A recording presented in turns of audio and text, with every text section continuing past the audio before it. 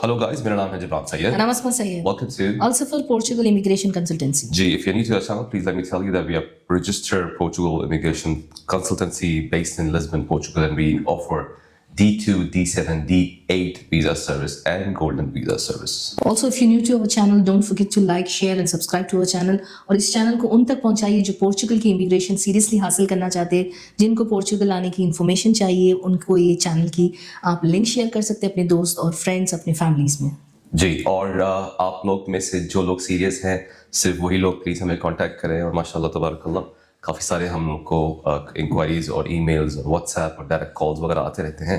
लेकिन आप लोग को जब प्रोसेस पता चल गया है D2 का, आपको अगर पता है D2 करना है तो आप हमें कांटेक्ट करें और अपॉइंटमेंट बुक करें. आप अगर सीरियस नहीं हैं तो प्लीज़ जो लोग सीरियस हैं उनका भी जो काम है, क्योंकि हमारे पास ज़्यादा मैन पावर है नहीं और इतना ज़्यादा जो है हम लोग बिज़ी रहते हैं उसके अंदर आपकी सर्विस इंफॉर्मेशन देने के लिए. तो अगर आप सिर्फ देखते हैं, मालूम करते हैं क्या होता है, ऐसा है, आपने जब डिसाइड कर लिया तो आप कांटेक्ट करें इंशाल्लाह ताला. मैं अच्छे से साफ दिली से ही बोल रहा हूँ क्योंकि बहुत सारे दूसरे लोगों को अफेक्ट होता है. जो लोग सीरियस हैं और जो लोग सीरियस ज़रूरत है, जिसको वाकई में सीरियसली ज़रूरत है, वो कंट्री जहाँ पे भी वो है वो कंट्री छोड़ के दूसरी कंट्री आना. तो D2 वाले अगर आप समझ गए हैं D2 क्या है, D7 वाले अगर आप समझ गए हैं D7 क्या है, D8 वाले अगर आप समझ गए हैं D8 क्या है, आपने डिसाइड कर लिया, आपको सारी इन्फॉर्मेशन मिल गई है, तो आप कांटेक्ट करें. और अगर आप हमसे बात करना चाहते हैं तो आप पे कंसल्टेशन फीस पे करनी होगी. व्हाट्सएप पे अगर आपको बात करना है तो फ्री है. बाय ईमेल अगर आपको एम्प्लॉयज़ वगैरह से मैसेजेस में अगर आपको बात करना है वो कम्प्लीटली फ्री है. आपको अनलिमिटेड जब तक आपको चाहिए इन्फॉर्मेशन मिलती रहेगी. लेकिन कुछ लोग जो कंफर्म कर लेते हैं, बस उनको साइन करना है या जिनसे उनको हमसे बात करना है. कुछ लेडीज़ ज़्यादातर अस्मा से बात करना प्रेफर करती हैं, तो अगर अस्मा से बात करना है या मुझसे जिब्रान से बात करना है, हम दोनों से अगर डायरेक्टली बात करना है तो आपको एक अपॉइंटमेंट बुक करना पड़ेगा, एक कंसल्टेशन फीस पे करना पड़ेगा. अच्छा, आज के सब्जेक्ट के ऊपर जाते हैं. आज का सब्जेक्ट है मौजूदा हालात ऑफ GCC. और आप इमेजिन भी नहीं कर सकते हैं कि कितने ज़्यादा ऑलरेडी हमारे कस्टमर्स हमारे साथ ज़्यादातर GCC से ही थे, जो इंडियन सब कॉन्टिनेंट वाले, बर्र सगीर वाले, इंडियन, पाकिस्तानी, नेपाली, लेबनीज़ वगैरह भी नेशनल्स भी हमारे कस्टमर्स थे. लेकिन अभी बहुत ज़्यादा लेबनीज़ कस्टमर्स आ गए हैं बिकॉज ऑफ ऑब्वियस रीज़न. तो अभी उस बारे में, उस सब्जेक्ट के ऊपर एक्चुअली बात करने वाले हैं. So without any further ado, let's start the video. आपको अगर पोर्चुगल की इमिग्रेशन के बारे में अगर आपको पता करना है तो हमारे चैनल पे आपको अलग अलग प्रोग्राम्स, जो वीज़ा प्रोग्राम्स है, पोर्चुगल के जो वीज़ा प्रोग्राम्स हैं, उन सब के बारे में बहुत ही डिटेल्ड वीडियोस और काफ़ी डिटेल में इंफॉर्मेशन दी गई है. कुछ वीडियो पे बहुत ही ज़्यादा डिटेल है, कुछ वीडियोस पे उसके बुलेट पॉइंट्स और समरी करके, एक समरी करके उसको हमने बताया है. काफ़ी बार हमने एक्चुअली पेश किया है आप लोगों के सामने. तो D2 के बारे में हमने बहुत बार बताया है कि प्रोसेस क्या है, क्या करना है, हमसे सर्विस चाहिए या नहीं चाहिए, उससे हटके अगर आप लोग कर रहे हैं, आप खुद ही कर रहे हैं, तो कैसा करना है, क्या करना है, वो काफ़ी सारी चीज़ें स्टेप बाय स्टेप हमने बताई है. D7 के बारे में, D8 के बारे में जो प्रोसेस है, कौन कौन एलिजिबल है, कौन नहीं है. क्योंकि कुछ लोग जो है मैसेज करते हैं हमें पोर्चुगल आना है.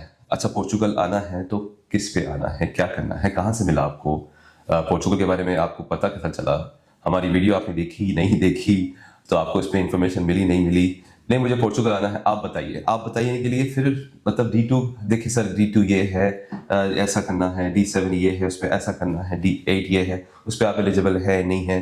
बहुत ज़्यादा टाइम ज़ाया हो जाता है. तो बेहतर ये होता है कि लोग पहले ज़रा अपनी थोड़ी सी रिसर्च कर लें. उसके बाद फिर हम लोग आपको फिर से, जब आप लोग मीटिंग बुक करेंगे तो फिर आपको बता सकते हैं कि हाँ, आप एलिजिबल हैं या नहीं हैं, क्या करना चाहिए, क्या नहीं करना चाहिए. तो थोड़ी सी एक नसीहत मेरी तरफ से सबके लिए, जो लोग नए व्यूअर्स अगर हैं, उनके लिए ये है कि भाई आप लोग पहले देख लीजिए, रिसर्च कर लीजिए, होमवर्क कर लीजिए, उसके बाद डिसाइड कर लीजिए कि करना क्या है, आपके पास कितने पैसे हैं, कितने पैसे नहीं हैं, कहाँ पे आप फिक्स होते हैं, कहाँ पे आप बैठते हैं, क्योंकि आपको अच्छा पता है अपने बारे में. तो जो वीडियोज़ है हमारी, जो हम लोग इन्फॉर्मेशन देते हैं, उसके ऊपर आप लोग रेफरेंस, एज ए रेफरेंस के हिसाब से उस पर देख के आप डिसाइड कर सकते हैं कि हाँ, मैं D2 के लिए एलिजिबल हूँ, मैं D7 के लिए हूँ, मैं D8. फॉर एग्जांपल, अगर आप लोग जॉब कर रहे हैं, बिजनेस कर रहे हैं और आपको अपना जॉब बिजनेस कंटिन्यू करना है, दुबई का एग्जांपल लेते हैं, दुबई में अगर कंटिन्यू करना है तो आप एलिजिबल नहीं है D7 D8 के लिए, क्योंकि आपको पोर्चुगल में रहना है. तो वो लोगों के लिए D7 D8 है ही नहीं. वो लोगों के लिए है D2, जो लोग अपना बिजनेस और जॉब कंटिन्यू करेंगे और बस कुछ कुछ दिनों में, कुछ कुछ महीनों में आना जाना करेंगे। अपना बिजनेस यहाँ पे चलते रहेगा, चाहे आप यहाँ पे है या नहीं है। एक एम्प्लॉय बिठा के, एक दुकान खोल के, एक ऑफिस खोल के, जो भी बिजनेस आप करने वाले हैं, तो उसके लिए आपको सिर्फ किसी को रखना है, फिजिकल बिजनेस वगैरह शो करना है। तो आप अगर कंटिन्यू रखने वाले हैं अपना जॉब और बिजनेस वहाँ पे अपनी रेसिडेंट कंट्री में, जो जीसीसी में अगर कहीं भी है या इंडिया पाकिस्तान में अगर कहीं है, तो आप D2 करें। आप D7 के लिए आपको पैसिव इनकम आ रही है, नहीं मेरी पैसिव इनकम आ रही है रेंट की शक्ल में और इन्वेस्टमेंट की शक्ल में, लेकिन मैं पोर्चुगल में रहने वाला नहीं हूँ, तो D7 आपके लिए नहीं है। वैसे ही डिजिटल नोमैड जो D8 वीजा है, हाँ मेरी 4,500 सैलरी आ रही है एक इंटरनेशनल कंपनी से, लेकिन मैं पोर्चुगल में रहने वाला नहीं हूँ, तो आपके लिए D8 है ही नहीं। तो वो एक चीज आपको समझना है कि आप कहाँ पे फिट बैठते हैं, कौन सा प्रोसेस आपके लिए बेस्ट है, तो आपको समझना ये सारी चीजें जरूरी है। तो आज की वीडियो में हम इसी बारे में बात करने आए हैं कि करंट सिचुएशन जो चल रही है, जैसे कि आपको सबको पता है कि जो वर्ल्ड वाइड ये सारी चीज़ें हो रही है, तो उसकी वजह से इससे पहले भी बहुत सारे हमारे कस्टमर्स हैं जो जीसीसी के ही है, लेकिन अब वो 100 से 200% हो गए हैं, क्योंकि वहाँ से बहुत सारे लोग हैं जो मूव होना चाहते हैं। यही रीज़न से एक्चुअली अभी तो ये रीज़न है, लेकिन इससे पहले हम हमेशा आपको ये बताते हैं कि आपके वहाँ पर हमेशा से आपको नेशनैलिटी नहीं मिलती है, उस वजह से आप यहाँ पर आ जाए।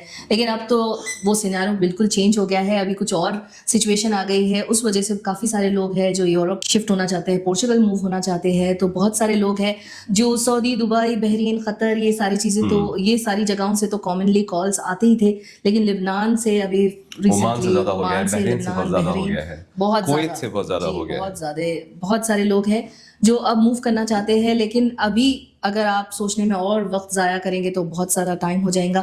अच्छा हाँ, और बहुत सारे लोग ये पूछते हैं कि आप लोग क्यों यहाँ पर लोगों को बुलाते हैं, क्यों गुमराह कर रहे हैं, ऐसे बहुत सारे ऐसे कुछ है जो कमेंट्स में डालते हैं, आप क्यों लोग को बोल रहे हैं। देखिए, हम हमेशा अपनी वीडियोज़ में बताते हैं, अगर आप पोर्चुगल आते हैं, अपनी फैमिली बैकग्राउंड चेक करके आए कि आप यहाँ पर सर्वाइव कर सकते हैं, आपके पास इतना पैसा है कि आप यहाँ पर आके इन्वेस्ट कर सकते हैं, फाइनेंशियल बैकग्राउंड आपका स्ट्रांग है, तो ही आपको पोर्चुगल आना है। हमेशा हम यही रेकमेंड करते हैं कि उठे बैठे हर कोई नहीं आ सकता है, उससे बेहतर है कि अपनी कंट्री में रहे आप, उससे बेहतर अपनी फैमिली के करीब रहे। थोड़े पैसे लेकर यहाँ पर आके स्ट्रगल करने से बेहतर है कि आप अच्छा खासा पैसा यहाँ पर ला के बिजनेस करें, या फिर आप कोई जॉब करें, वहाँ से ही जॉब आप देख सकते हैं, अपनी कंट्री से भी बैठे बैठे आप जॉब सर्च कर सकते हैं। जी हाँ, तो ये बिल्कुल। हमेशा हम रेकमेंड करते हैं। अगर जो लोग हमें फॉलो कर रहे हैं तो वो लोग भी कमेंट पे बोल सकते हैं, बता सकते हैं कि हाँ ये बात हम करते थे हमेशा से या नहीं करते। तो अगर नए लोग आए हैं तो उनके लिए फिर से हम बोल देते हैं कि हम हमेशा हमारी एक ज़माने से, जब से हमारी कंपनी चल रही है, यूट्यूब चैनल तो बहुत ही नया है, लेकिन उससे पहले से ही हम लोगों को कहते हैं कि भाई अगर आप सिर्फ पोर्चुगल बोल के नहीं, अगर आप कहीं माइग्रेट होने वाले हैं तो आप सिर्फ चंद पैसे उठा के जेब में रख के आप मूव नहीं हो सकते। स्पेशली अगर आप फैमिली के साथ मूव हो रहे हैं तो आपके पास अच्छी खासी बैक्स फाइनेंशियल सपोर्ट होनी चाहिए, क्योंकि पोर्चुगल में आने के बाद या दुनिया में कहीं भी आप शिफ्ट होने के बाद ज़रूरी नहीं है कि आप जाते ही आपको वहाँ पे जॉब लग जाए, ज़रूरी नहीं है कि आप जाते ही वहाँ पे आपको जो बिजनेस शुरू करना है तो क्लिक हो जाए और दिन दुगनी रात तिगनी तरक्की आप कर रहे हैं, ज़रूरी नहीं है शुरू में आते ही हो। तो हम लोग हमेशा ये कहते हैं, हम कभी किसी को गुमराह नहीं करते, हम कभी किसी को, मैं सेल्स के लिए भी लोगों को साफ साफ इसलिए बोलता हूँ, मैं सिर्फ कुछ केसेस में ऐसा होता है कि लोग बोलते हैं कि हम आने वाले ही नहीं हैं और हमारा D2 कर दीजिए, या हम आने वाले नहीं हैं, हमारा D7 कर दीजिए, D8 कर दीजिए। अगर मैं सेल्स करना अगर होता, हमारा अगर इंटेंशन होता, तो हम डायरेक्ट जो जवाब देते हैं उन लोग को कि भाई आपके लिए है ही नहीं, एलिजिबल ही नहीं है, आपको आना है पोर्चुगल में, आपको यहाँ पे रहना है, आपको यहाँ पे बिजनेस रन करना है। D7 पे अगर आप आ रहे हैं तो you need to spend time here in Portugal.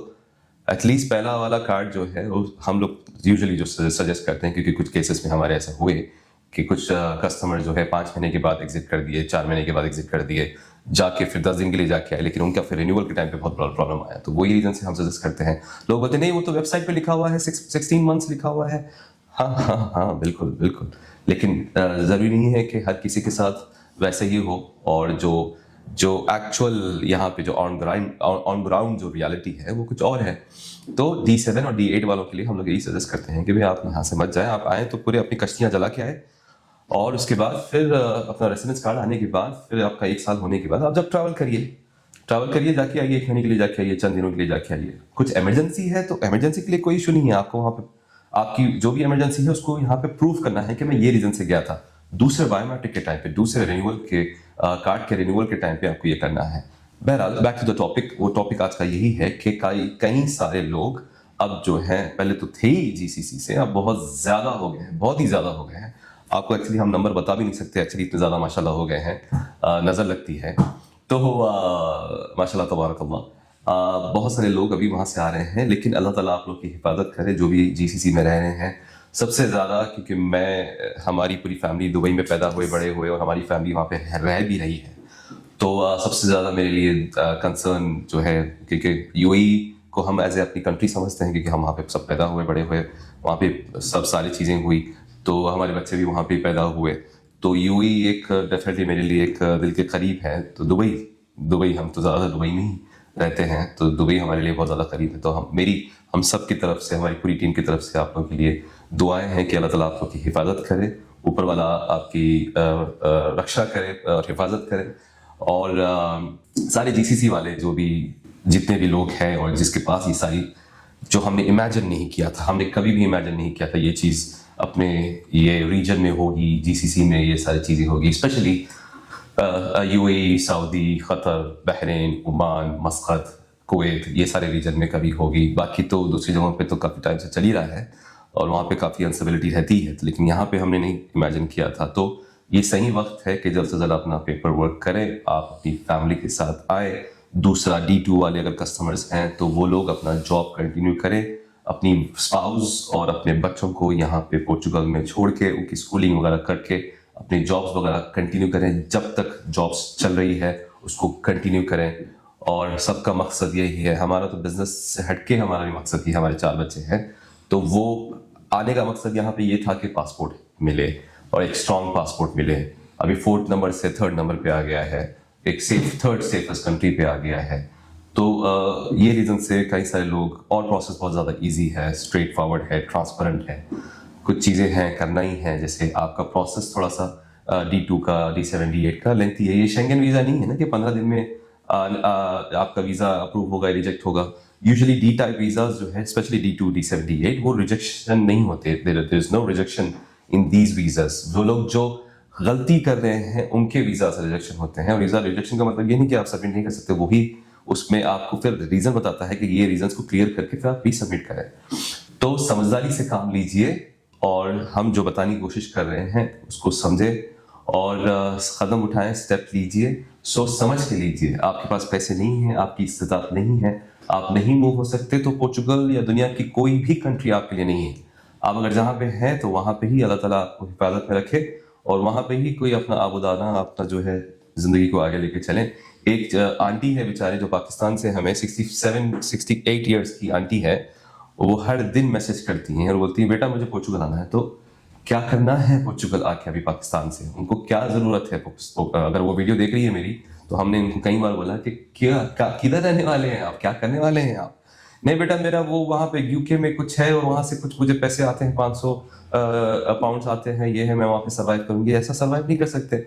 चलो भाई, उनके कोई बच्चे हैं, उनके हस्बैंड के साथ आना चाह रहे हैं, उनके हस्बैंड भी 70+ एज कुछ है मेरे ख्याल से, तो हाँ उनके साथ आना चाह रहे हैं। तो हमने बोला भाई यहाँ पे आगे करिए क्या?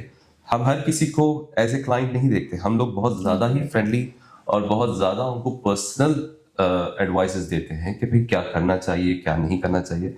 जो हमारे एग्जिस्टिंग कस्टमर्स अगर वो वीडियो देख रहे हैं तो वो लोग बोल सकते हैं, कमेंट में डाल सकते हैं कि हम एक्चुअली ट्रीट कैसा करते हैं अपने कस्टमर्स को। तो ये रीज़न एक्चुअली वीडियो बनाने का रीज़न, मकसद ये था कि कई सारी चीज़ें जो है बहुत तेज़ी से हो रही हैं पोर्चुगल में। हाँ, और एक चीज़ मैं भूल गया ख़त्म करने से पहले, बहुत ज़्यादा इंपॉर्टेंट है, जो डिले हो रहे थे बैंक अकाउंट्स के। अच्छा, वो कस्टमर्स भी ज़रा जल्दी फिर सब लोग वो लोग भी डाल दीजिए, कमेंट कर दीजिए कि हाँ कितनी जल्दी अभी बैंक अकाउंट्स खुल रहे हैं। हम लोग जो खोल रहे हैं जल्दी। बाकी बैंक अकाउंट खोलना आज भी बहुत ज़्यादा डिफ़िकल्ट है, अपॉइंटमेंट्स लेना आज भी बहुत ज़्यादा डिफिकल्ट है, लेकिन लोगों के हम अपॉइंटमेंट्स बहुत जल्दी ले लेते हैं, और लोगों के बैंक अकाउंट, चाहे पर्सनल बैंक अकाउंट हो या कॉर्पोरेट बैंक अकाउंट हो, हम लोग बहुत ही जल्दी ये काम कर रहे हैं। दूसरी एक और एक चीज़ है, जो कुछ बदतमीज़ लोग हैं वो मैसेजेस करते हैं और स्टाफ वगैरह से मिसबिहेव वगैरह भी करते हैं, और ये कमेंट में जाके भी जो है यहाँ पे बदतमीज़ी करते हैं। मैं ज़्यादातर अवॉइड ही करता हूँ ये सारी चीज़ों को, क्योंकि हम लोग प्रोफेशनल लोग हैं, हम लोग काम करने वाले लोग हैं, तो ये सारी बातों में जाना नहीं है। लेकिन जहाँ पे गलत इन्फॉर्मेशन देते हैं तो मुझे थोड़ा सा तकलीफ होती है। कई सारे लोग आके कुछ भी अलसफर ने हमें ये कोटेशन दिया, कुछ भी, हमने अलसफर ने हमें जो है, मैं एक अकेली औरत हूँ और अलसफर ने मुझे 30,000 यूरो का कोटेशन दिया। 30,000 यूरो में क्या करना है? 30,000 यूरो में आपका प्रोसेस का खर्चा है ही नहीं। तो बहरहाल वो फेक सारे लोग डालते हैं, कमेंट डालते हैं और पता नहीं उनका क्या फायदा है। वो हसद वाले लोग भी बहुत ज्यादा हैं, हसद करते हैं एक दूसरे के लिए, तो वो वैसे लोग हैं। तो D2 का एक अलग कॉस्टिंग है, D7 की एक अलग कॉस्टिंग है, D8 की अलग कॉस्टिंग है। D2 में आप सिंगल आ रहे हैं तो आपकी एक अलग कॉस्टिंग है।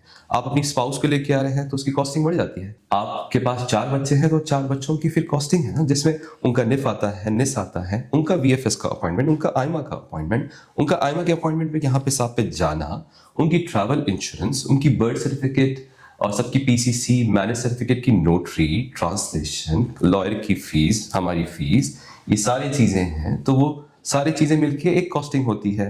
मेन एप्लीकेंट के लिए D2 के लिए जैसे कि आपका निफ है, निस है, कंपनी का ट्रेड लाइसेंस है, नेम रजिस्ट्रेशन है, एक्टिविटी रजिस्ट्रेशन है, बिजनेस प्लान है। बिजनेस प्लान क्या ऐसे ही आ रहा है क्या? बिजनेस प्लान हम तो वैसे लिखते नहीं, बिजनेस प्लान एक कंपनी हमारे लिए लिखती है तो उसको पैसे देना होता है, तो उसके खर्चे हैं। इंश्योरेंस है, आइमा है, कंपनी का स्टैंप है, कंपनी की डॉक्यूमेंटेशन है, आपका कॉर्पोरेट बैंक अकाउंट है, आपका पर्सनल बैंक अकाउंट है, आपकी VFS की स्लॉट लेना है, वहां के फॉर्म्स वगैरह फिलअप करना है, डॉक्यूमेंटेशन देखना है। यहाँ पे आने के बाद फिर आपकी अच्छा वो एड्रेस, जो सबसे ज्यादा डिफिकल्ट चीज है, आप वहां से बैठे बैठे एड्रेस कर ही नहीं सकते। एड्रेस जो दिलाना होता है टू रजिस्टर द कंपनी और फॉर D7 और फॉर D8, तो वो सर्विस है ना जो हम दे रहे हैं लैंडलॉर्ड्स के साथ मिलके। हम वहां आपको एक हाउस कॉन्ट्रैक्ट, आपको एक प्रूफ ऑफ अकोमोडेशन दे रहे हैं, तो उसकी एक सर्विस फीस है। आप यहाँ पे आने के बाद आइमा का अपॉइंटमेंट लेते हैं, हम वो लेते हैं। यहाँ पे आइमा के अपॉइंटमेंट में हम साथ में जाते हैं, फिर वो फॉर्म्स वगैरह फिलअप करना, ऑफिसर्स वगैरह से बात करना, ये सारे चीजें मिलके बायोमेट्रिक तक तो हम साथ है आपके। कार्ड रिसीव करें जब तक हम आपके साथ हैं। दूसरा रिन्यूअल करने वाला जब टाइम आता है तो जब भी हम साथ हैं। उसके बाद पासपोर्ट की जब टाइम की बारी आती है तो जब हम साथ हैं, तो कॉस्टिंग है ना। अच्छा, उसमें एक पार्टनर है, एक ही बंदा है, उसमें एक और पार्टनर एड अप हो रहा है तो कॉस्टिंग बढ़ जाती है, क्योंकि उनका वही प्रोसेस है। सिर्फ एक बिजनेस प्लान एक है, बाकी ट्रेड लाइसेंस के ऊपर 2 पार्टनर्स, बाकी सबके उनके पर्सनल अलग अलग डॉक्यूमेंट्स, इनके अलग डॉक्यूमेंट, इनकी फैमिली अलग आ रही है साथ में D2 डिपेंडेंट, इनकी main applicant plus D2 dependent है एक कंपनी। लेकिन ये सारे मिलके तो आहिस्ता आहिस्ता कॉस्टिंग बढ़ती जाती है। तो फ्री में तो कोई चीज नहीं मिल सकती। और आपको एक क्वालिटी सर्विस, एक रजिस्टर्ड, एक रेप्यूटेड कंपनी अगर आपको दे रही है तो आपको एक कॉस्टिंग देती है। उसकी कॉस्टिंग आप इतना क्यों चार्ज कर रहे हैं? आपके जो है 200 ज्यादा है, आपके 500 ज्यादा है, वो 200-500 ज्यादा बात करने वाले समझ जाइए कि वो कभी काम नहीं कराते हैं। यही रीजन से हमने जानबूझ के 50 यूरो हमारी कंसल्टेशन फीस हमने रखी है। तो उसमें समझ में आ जाता है कि कौन वाकई में सीरियस है, कौन बात करना चाहता है, कौन टाइम पास कर रहा है। ज्यादातर टाइम पास वाले लोग ही रहते हैं। तो उसमें ये हो जाता है। D7 के लिए फिर एक प्रोसेस है। D7 का जो डॉक्यूमेंटेशन और जो सर्विस प्रोवाइड करना है उसकी एक फीस है। D8 के लिए जो डॉक्यूमेंटेशन और सर्विस है उसकी एक अलग फीस है। लोग बोलते हैं आप अपने चैनल पे आके प्राइसिंग क्यों नहीं बताते? कौन बताता है प्राइसिंग आके चैनल पे? कौन प्रोफेशनल कंपनी जाके जो है बताती है? क्योंकि बता सकते भी नहीं कि आप कर क्या रहे हैं, आप कितने लोग हैं, उसके हिसाब से कैसे हम कैलकुलेट करें। ये एग्जैक्टली एक प्रॉपर्टी नहीं है जिसका प्राइस यही फिक्स है, आपको वो खरीदनी है। कि ये सबके लिए एक अलग प्लान है, सबका एक अलग अलग फाइल बनती है, सबकी एक अलग अलग चीज़ें हैं। तो इसके लिए एक पर्टिकुलर अमाउंट हम बता ही नहीं सकते हैं। जब आप कॉल करते हैं तो आप, कई लोग होते हैं जिनके पास ऑलरेडी कंपनी फॉर्मेशन हुई होती है, उनके लिए प्राइस कुछ और हो जाता है। जो स्टार्टिंग से शुरुआत करते हैं उनके लिए प्राइस कुछ और होता है। तो इसलिए हम इसीलिए प्राइस बता नहीं सकते। और काफ़ी सारे लोग बोलते हैं हमने आपकी वीडियो देखी है लेकिन आपने प्राइस नहीं बताया। तो यही रीज़न है, जब आप कॉल करेंगे या फिर आप मैसेज करेंगे तो उस पर आपको साफ साफ क्लियरली हर चीज़ का जवाब मिल जाएगा। जब आप कंसल्टेशन सर्विस लेंगे हमारी, तो वो ये कॉन्फिडेंशियल चीज है। तो आपको सारी चीजें अगर मैं बता दूंगा तो फिर फायदा क्या होगा ये सारी चीजें करने का? नहीं, आपको मैं घर का एड्रेस कैसा लेना है बता दूंगा, आपको वो ये करना है, कैसा करना है, वो सब बता देंगे। तो फिर हमारा यहाँ पे रहने का मकसद क्या है? हम किस किस्म के कंसल्टेंट है? तो वो अच्छा, कुछ बदतमीज लोग हैं, बहुत बहुत बहुत ज्यादा बदतमीज लोग हैं। ऑफिस की टाइमिंग होती है, हर कंपनी की ऑफिस की टाइमिंग होती है। हमारी ऑफिस की टाइमिंग है सुबह 10 बजे से शाम के 6 बजे तक। रमजान की टाइमिंग थी 11 बजे से 4 बजे तक। उसके बाद, और हम इंडिया में नहीं है, हम पाकिस्तान में नहीं है, हम दुबई में नहीं है, हम सऊदी में नहीं है, हम हैं पोर्चुगल में। तो कुछ लोग जिसको थोड़ा सा कम नॉलेज है, उनको पता ही नहीं है कि वो उठ रहे हैं सुबह उनके 10 बजे और मैसेज कर रहे हैं, ईमेल कर रहे हैं, कॉल पे कॉल, नॉन स्टॉप कॉल पे कॉल, जब यहाँ पे हमारा सोने का टाइम है और ये सारी टीम का सोने का टाइम है। मैसेजेस करके अच्छा उस पर आके मैंने इतने बार इनको मैसेज किया, कॉल किया, मैसेज किया, ईमेल किया, तो ये लोग रिस्पॉन्स ही नहीं कर रहे हैं। सुबह उठते ही, यहाँ पे पहुंचते ही, ऑफिस के स्टाफ आते ही जब मैसेजेस कर रहे हैं तो रिप्लाई करते हैं कि आप लोग ये है वो है, आप लोग ने ऐसा, आप अभी से फोन नहीं उठा रहे, अभी से फोन, हम क्या रोबोट है या ऑटो मैसेज है या ये कॉल सेंटर है जहां पे 24 आवर्स जो है कॉल सेंटर पे कोई ना कोई लगा हुआ है? वैसा नहीं है। समझदार लोग हमें कांटेक्ट करें, ना समझ लोग प्लीज हमें कांटेक्ट ना करें, क्योंकि हम सिर्फ अच्छे लोगों के लिए और जो वाकई में जो सीरियस है वो लोग के लिए सर्विस प्रोवाइड करते हैं। हम लोग अगर थोड़ी सी भी जरा स्टाफ से भी अगर बदतमीजी, आप लोग ऐसा, आप लोग वैसा क्यों, ये आप मुझे रिस्पॉन्ड नहीं कर रहे, ऐसा नहीं कर रहे, जब मतलब अपने हिसाब से अगर लोग जब बात करते तो हम लोग कंप्लीटली वो लोगों को रिप्लाई ही नहीं करते, हम मैसेज ही नहीं करते। एग्जैक्टली और यूट्यूब चैनल बनाने का मकसद ये है कि आपकी हेल्प हो, एक इन्फॉर्मेशन के लिए ये चैनल बना गया है। उसके ऊपर आके आप हक से ये नहीं बोल सकते कि आपने ऐसे क्यों नहीं किया, वैसे क्यों नहीं किया। तो आपको समझना चाहिए हर किसी की एक पर्सनल स्पेस होती है, उसके अंदर आपको उसका लिहाज रखना जरूरी है बहुत। जी, तो आपको ये बात बिल्कुल समझना है कि टाइमिंग है, एक टाइमिंग है, वो टाइमिंग पे बात होती है, एक टाइमिंग पे इन्फॉर्मेशन देते हैं। आप आ रहे हैं हमारे पास इन्फॉर्मेशन लेने के लिए, आप कोई खरीदे नहीं किसी को, तो आपको आजीजी के साथ आपको बात करना है, जैसे हमारी टीम आजीजी के साथ आपसे बात करती है, तो इट्स गिव एंड टेक। उम्मीद करते हैं, थोड़ी सी लंबी हो गई, सॉरी। उम्मीद करते हैं कि वीडियो आपको पसंद आई, ऐसे लाइक करें, शेयर करें, सब्सक्राइब करें और इनको पहुंचाएं, ये वीडियोस को पहुंचाएं और आप समझें, वापस जाएं। वीडियोस में हमारे बहुत सारे अच्छे अच्छे इंफॉर्मेटिव वीडियोस हैं, अपडेटेड वीडियोस हैं, उस पर वापस जाएं और होमवर्क करें, फिर हमें कांटेक्ट करें कि आपको सर्विस चाहिए, क्या चाहिए, जो चाहिए, जो भी जैसी भी सर्विस चाहिए, आप हमें D2 की चाहिए, D7 की चाहिए, D8 की चाहिए, वो सर्विस के लिए फिर हमें कांटेक्ट करें। मेरा नाम है Jibran Syed. And I'm Asma Sayed. Please be Peace be upon upon you. you all.